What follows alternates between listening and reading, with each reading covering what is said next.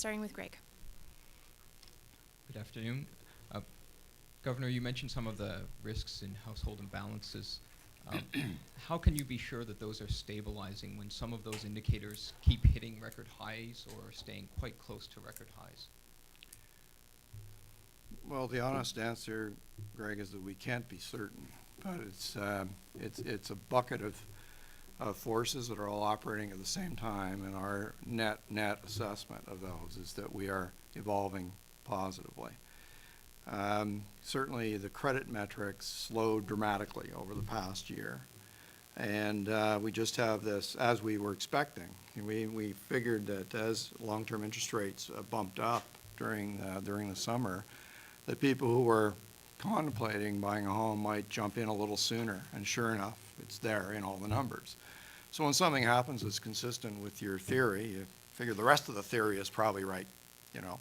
And so in that case, that would suggest that after that bump, then things would go back to a more normal rhythm, and that downtrend that we were seeing would be resumed.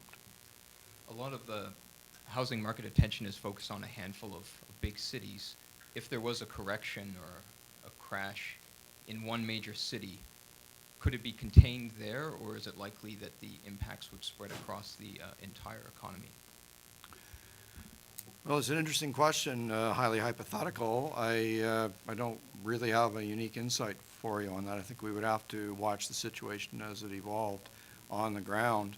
We, of course, spend all our time with the macro statistics, and so often in a local market, there'll be very local reasons for something that happens, both strength and weakness, that one would need to analyze carefully and see if it was part of a general trend or just a local trend. So I really can't answer that in hypothetical terms, but we would have to analyze if it occurred. But as I think we've made clear, we really don't see those kinds of bubble-like conditions that might give rise to that. In fact, what we've had is a pretty gradual build-up over over 5 years, actually. And so, for example, pricing has been in a steady uptrend for a long time. It's not some sudden surge. And I like to look at in my market days, we used to look for left-hand side of an Eiffel Tower in a price. And if you look back in sort of 87 to 91 period, that's what you see in house prices, is kind of the left-hand side of an Eiffel Tower. And that always comes with the right-hand side, which is a correction of some magnitude. This time, that rise in price has been much more of a several-year creep, and therefore appears significantly less bubbly, nevertheless vulnerable to a new shock. That's our main concern. Sophie Cousineau from the Globe and Mail. Mr. Poloz, a lower dollar can work miracles on both exports and importing inflation. How far are you ready to see it fall? Well, we don't form a view on what the dollar should be at any point in time. We try to interpret its movements as best we can. Our focus is on inflation, and is our forecast going to work out that we'll get inflation back up to target around 2 years from now? And so that's our main preoccupation, and the markets will choose to grind out an exchange rate quite independently of that. I would just also remind you that the big story of what's happened during the crisis and the aftermath has been the biggest easing of policy was, of course, in the United States.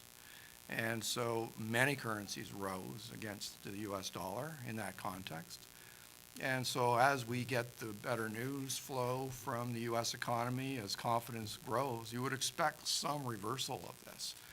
But I can't put magnitudes around that. Then so many other factors would come into play, such as oil prices and other expectational effects, Canada's reputation as a great place to invest. All those things we figure contributed to this. And so that is a very complex thing that's really not possible to sort out into numbers. Also, just a follow-up, but what would trigger you to ease the monetary policy You've not done that yet, and you don't see inflation coming back to your target of 2% for 2 years. Right. But you seem more concerned by deflationary risk than with the housing crisis. So, what would incite you to? Well, I wouldn't really want to speculate on that. Our base case is that we're okay where we are, that we have balanced those risks, and that both the housing imbalances that we talked about just a moment ago and the low inflation and the risk that inflation could go lower, both of those risks are actually diminishing as we speak. The underlying forces are working to do that. And so with those things in motion, that means that in prospect, we feel comfortable with this balance that we've talked about. Further, I've tried to emphasize that the balance is not some sort of knife edge, but rather more of a zone within which you think, well, I think roughly right, given the risks that we're facing, we are roughly right. So the hypothetical question you pose is very hard to answer, but of course what we have to do is continue to watch the data flow. If the data flow continue to confirm that we've got the right story and the forces that we've identified are intact, then we're fine like we are. Governor, Sorry, could you just state your name, please, for the it's webcast? Nirmala Menon from the Wall Street Journal. There's a view out there in the market that by dropping the rate hike buyers in October and then sounding more dovish last week, that you're getting ready to perhaps cut rates. How accurate is that assessment? Well, the honest answer is we don't know. We've expressed our neutrality on that question, which is to say that we are even-handed on the two sides of it at this stage, given what we know today. We dropped the statement which was describing approximately when we thought interest rates would begin moving back to normal because of the uncertainty that surrounds that question. So it's more a movement towards honesty than dovishness, if I can be like that. So some people consider it less clear, but I actually consider it more clear because we've identified the risks that we face. And so all we're really doing is being honest that at this stage we think that interest rates will stay where they are for quite some time. And that so issuing a warning that they're almost ready to go up is not the right timing for this. It's going to, of course, we believe it happen as the story unfolds, but the destination seems far enough away that we can address that when we get closer. The other question is there are also some economists who believe that what you are doing is perhaps stealthily weakening the Canadian dollar in order to have that rotation to exports emerge faster. What do you say to that? Well, I would say that if by reminding people that our goal is to get inflation back to target, and that inflation has in the last 6 months fallen even more below that target. What I've done is remind people that now that inflation is well below target, we are not indifferent between downside risks on inflation and upside risks in inflation. So if you were piloting your boat across the lake and the wind blew you to the right, you would be more concerned about being blown more to the right than you would be if a wind blew you somewhat to the left. And that is exactly where we find ourselves in the inflation targeting regime. So by reminding people where we are and what matters most to us, markets then interpret that as a dovish statement, then I can't requalify that. As the markets will grind out the exchange rate as they see fit. We're talking about the fundamentals and where we must guide them. Monsieur? Oui, bonjour, Carl Renaud pour Argent à TVA. Est-ce qu'on peut poser la question en français? Oh oui. Oui, OK.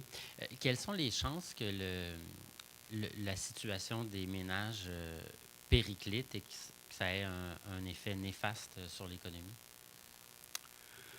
Ben, je ne sais pas vraiment les chances de cela. Ce qu'on croit, c'est que la situation lui-même est stable en ce moment. On pourrait voir une situation qui reste comme ça pour longtemps et que je pense que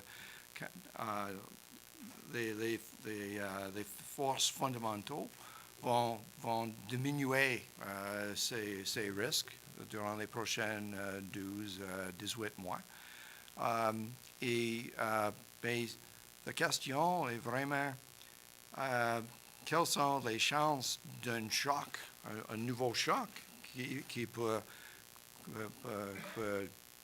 en effet, changer cette trajectoire pour les ménages. Et les chocs ne sont pas quelque chose qu'on peut prévoir, là. C'est juste, c'est certain que la situation est vulnérable en ce moment et on voudrait que graduellement cette vulnérabilité diminue. J'ai pas de commentaire spécifique sur les chances de changement de cela. Hier, la Deutsche Bank a publié un rapport prétendant que le prix de l'immobilier était 60% surévalué au Canada. Qu'est-ce que vous en pensez? Ben, j'ai vu le même article, là, et je connais un des auteurs, en fait. Mais alors, il y a beaucoup de méthodologies pour faire cette espèce d'analyse. Je suis d'accord que les prix des maisons ont plus élevés par comparaison aux fondamentaux. Et comme j'ai mentionné auparavant, ce processus a commencé il y a 5 ans. C'est une des conséquences prévisibles de notre politique d'avoir les taux d'intérêt très bas pour accélérer les achats des maisons, des autos, etc. Ça, c'est pour contrebalancer la faiblesse des exportations durant la récession. Alors, c'est juste que ça dure plusieurs années au lieu de 1 an ou 2 ans. Habituellement, les récessions, c'est 1 an ou 1 an et demi ou quelque chose comme ça. Cette fois, c'était beaucoup plus lent. Et nous avons ces conséquences prévisibles, mais ils accumulent. C'est pourquoi ils deviennent des imbalances.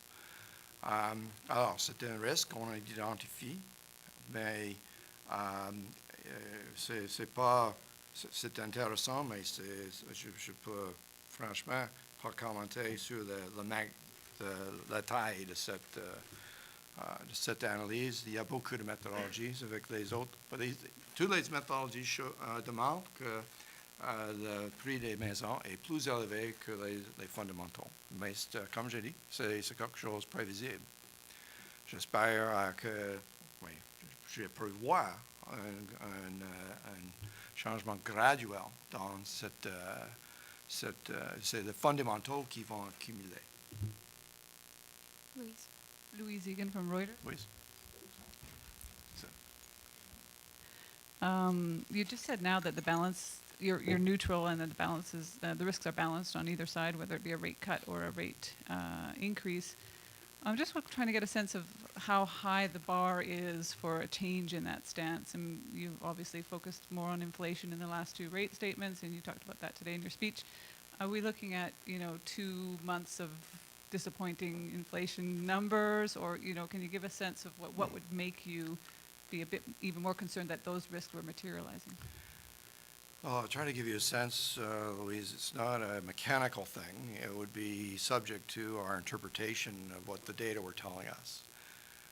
So, for instance, right now we know that we would say inflation is significantly below target, and we know at least 2 reasons why. One is that the output gap, or the excess capacity in the economy, remains pretty significant. It's even bigger in labor markets than it is in the output market. So that's, of course, something which will pull inflation down. But our forecast is that, stronger U.S. economy, stronger exports, stronger investment, that gap will close over the next 2 years. So that would be okay. The other thing that's pushing inflation down is what we believe to be a temporary effect, which almost certainly is a temporary effect, which is additional competition at the retail level. These are hard to put, decimal points around, but it's obviously there. I would say temporary because, if prices go down, let's say during the summer and into maybe the Christmas cycle, well, they only go down so far. They affect inflation then, and then from then on, inflation reconverges to its original trend line. And so what we have to do is be able to sort out those forces, and of course there's always others. So it's a big job every time it comes out to figure out, which trend is actually changing and in which direction. So we would need all that in order to answer a hypothetical question like that. What is really happening to our fundamentals? And they all kind of go together. If you get some good news on the real side, then you'll be saying, oh, okay, that's good. That's going to take away some of that downward pressure. And if you get some inflation news which is neutral and it looks like the effect of competition is starting to wane, which we thought would happen by now actually, then you'd say, well, I'm starting to feel more comfortable with that risk balance that we talked about. Excuse me. You mentioned just now the better news flow out of the United States. There's a growing number of people who are starting to see a real possibility of tapering this month as opposed to in the new year. Do you think that's justified? Well, I won't comment on tapering. That's the strategic conversation of another central bank. But there's no question that the net effect of the data in recent months has been encouraging. I would just be cautious about it because one of the things that we're wrestling with is that we have not seen the traditional pass-through from stronger U.S. economy that we already know about to our export performance. So a stronger U.S. economy, we all believe, will result in more Canadian exports and more Canadian investment, and therefore strength here. But that connection has been weakened. There's a growing wedge between them. And for that reason, what we have to do is watch the good news happen and be happy about it. And then we have to wait and see how our economy responds to it. So we can't just take it as a given at that stage. So right now, as I'll emphasize here and there, it really is a question of the data flow, either confirming our underlying beliefs or causing us to rethink them. Monsieur Lecourt? Oui, bonjour, Rudy Lecourt. Oui. Même si vous ne voulez pas parler du tapering, vous avez quand même parlé dans votre discours éventuellement les banques centrales devront mettre fin à la détente monétaire. Lorsqu'on en a parlé au mois de juin, il y a immédiatement eu une poussée sur les taux obligataires à moyen et à long terme. Mm-hmm. On peut s'attendre à ce qu'il y en ait une encore cette fois-ci. À quel niveau les taux obligataires à moyen, des 10 ans et à long terme deviennent dangereux, où on peut se parler d'un crack obligatoire, et quelles seraient les conséquences pour le Canada, puisque c'est très, très, très correlié, les taux américains et les taux canadiens? Ben, si l'augmentation des taux long terme reflète une croissance de l'économie plus élevée, c'est un effet neutre pour l'économie. C'est comme un symptôme de croissance, pas un choc indépendant sur l'économie. Alors, ça c'est la théorie, mais naturellement, c'est possible d'avoir le surajustement de temps en temps. C'est certainement le cas qu'il y avait un surajustement durant les premières semaines après qu'on a mentionné le tapering. Et je pense que ça, c'est un symptôme du marché, des marchés court terme, vraiment. Je m'excuse.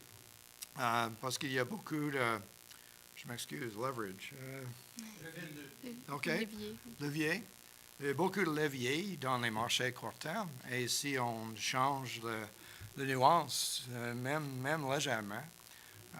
Ça a un ajustement abrupt et plus grand qu'anticipé. Et ça, c'est en effet, ça, c'est une conséquence naturelle de la situation. Et j'espère que cette situation maintenant est beaucoup plus réglée et que si on commence avec la même tendance, si on voit les statistiques favorables aux États-Unis et ici au Canada, on va voir un processus plus graduel d'ajustement des taux à long terme. Mais ça, c'est, comme j'ai dit, ça, c'est la théorie. En pratique, ça peut dévier, là. En pratique, est-ce que la banque a estimé la probabilité d'un risque de krach obligataire? Non. Merci.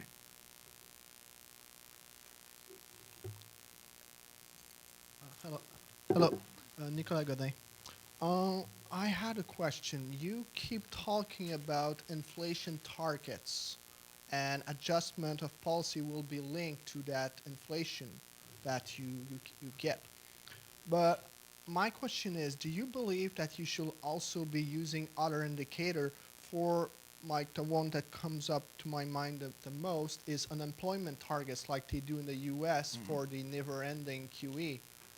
Should the Bank of Canada be concerned, maybe not at the present moment, but maybe on a long-term basis about unemployment rates, and should you be basing your policies upon such data? Okay, well, this field of territory has been analyzed very extensively in the economic literature repeatedly and in many different ways through my entire professional life. And the conclusion that we've reached is that although there are many variables which are of economic interest, the best contribution that the Bank of Canada can make to the best performance in the economy, which would include those variables, such as labor market variables, is to offer up a stable, predictable, low inflation rate. So that's the thing that we can do. We can control that. We gave it a 1% to 3% range for a reason. It's because it's really hard to keep it exactly. Okay, so that's important to bear that in mind. So to reduce the weight on that and try to do other things has always been a very tricky thing for central banks to do. There are situations where it may make sense, but I'll just give you one thing to think about.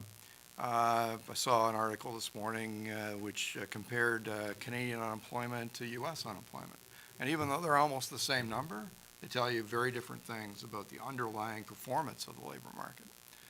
Well, that's just another way of saying that the Canadian unemployment rate today versus the Canadian unemployment rate a year ago can tell you two very different things, even if it were the same number. And so, in that very basic sense, an unemployment rate is a very difficult variable to contemplate as an economic goal or target. We all wish unemployment would be lower, and furthermore that those who have exited the workforce, no longer counted as unemployed, could re-enter and gain good employment. So all those things are things which we believe will occur if the rest of that story I told before turns out well. Just a little small follow-up comment. Do you believe that the U.S. Fed is going to be basing their QE tapering, for example, more upon inflation target or rather toward that unemployment data? Just a small comment like that. Well, I won't comment on the Fed's specific strategic thinking on this, but I think when both variables are on the same side, it really, roughly right means that you can interpret it any way you wish. Okay, it's the same thing here in Canada. Inflation is below target, and we say that unemployment is higher than we'd like to see it. If we get the inflation back up to target over the next 2 years, I'm very confident that we'll have a stronger labor market performance And so someone who wanted to look at it a different way might say, oh, you're targeting employment, but I'm not. But it's a means to an end. That is that the inflation target gives you the best conditions for business to operate and create the jobs. And by the way, I mean, since the last 5 years, we haven't really been creating new companies to any great extent in Canada, and that's the process, which I hope is just getting restarted, because that's where all the new jobs will come from.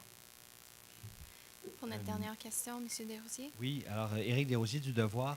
Dans votre discours, en conclusion de discours, vous avez beaucoup insisté sur le prix qu'il a fallu payer pour que la Banque du Canada ait sa crédibilité, l'importance de la protéger, de la gérer de façon judicieuse et tout ça.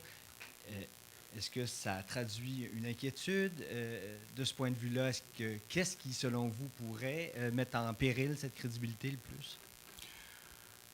Non, je ne m'inquiète pas à ça en ce moment. Beaucoup de surveillants indiquent en moyenne notre cible de 2% est bien appréciée. C'est le même chiffre que tout le monde utilise pour leurs attentes. Alors, on le décrit comme ça, c'est bien ancré. Les attentes sont bien ancrées sur 2%, même si nous sommes en bas en ce moment. C'est pour illustrer que l'importance de cela. Par exemple, si on a changé la taxe, dit OK, je vais poursuivre le taux de chômage, par exemple. Un changement comme ça aura l'effet certainement de réduire la confiance dans cette cible d'inflation, qui est un angle très important pour toutes sortes de décisions dans l'économie, pour les entreprises et les individus. Alors, j'ai illustré que durant les années 80, cet angle n'était pas là. Et sans sa crédibilité, l'ajustement de l'inflation, ça nous a coûté cher. Alors, c'est pour minimiser le coût d'avoir une économie bien réglée. C'est très important d'avoir cet encre très crédible. Et pour nous, c'est ça quelque chose à garder précieusement. La semaine dernière, suite à votre annonce sur le taux d'intérêt, le taux directeur, plusieurs observateurs ont dit ça y est, la Banque du Canada nous refait le coup. Elle joue strictement sur le discours pour essayer d'influencer un petit peu les marchés, mais on sait très bien qu'elle n'a absolument pas l'intention d'assouplir sa politique. Dans quelle mesure diriez-vous que justement la Banque du Canada parle beaucoup, mais agit peu? En ce moment, là, il y a beaucoup plus de travail. C'est comme un canard sur un lac très calme. Ça semble qu'il ne fait rien, mais ses pieds sont très bien occupés. Et on travaille très fort pour enfin faire rien. Là. C'est pour illustrer. Mais c'est juste qu'il y a beaucoup de choses à considérer. C'est une question très complexe. Je dirais franchement que cette analyse et le débat, puis les conclusions, c'est une espèce d'action. Mais si le taux d'intérêt n'est pas la seule chose qui indique qu'on est sur le job. Hein. OK, merci. Merci beaucoup tout le monde. Thank you. Merci.